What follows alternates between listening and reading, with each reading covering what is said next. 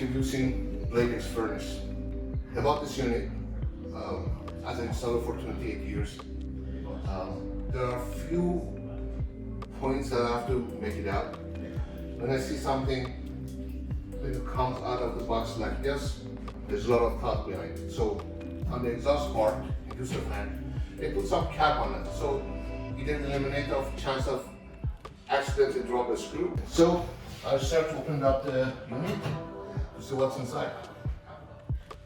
Looks very sturdy and solid.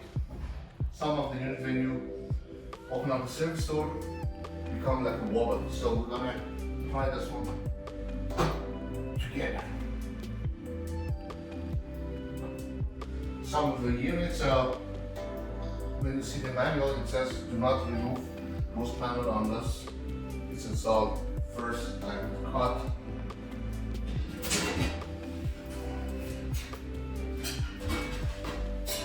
Not bad. Actually very good. So this is the cap that it prevents any debris falling out of the unit, which I appreciated as an installer. And all the components very solid, top-notch material being used.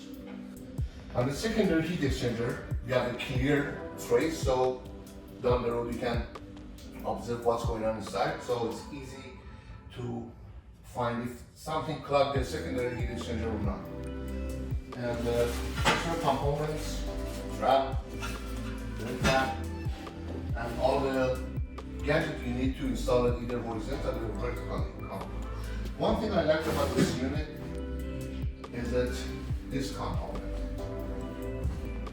the heat exchanger, it's solid tube, so it's not riveted together, so it will last a long time. Of course, it has a soundproof jacket built inside.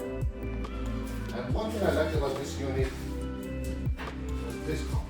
It comes with the unit. This is this bag. This is for the conversion, like from natural gas to propane gas. Some of the units we have to buy separately around, I would say anywhere between $150 up to $250. So here's your bonus. At the bottom we have a blower fan, which is AC/DC motor, so the quiet performance is guaranteed.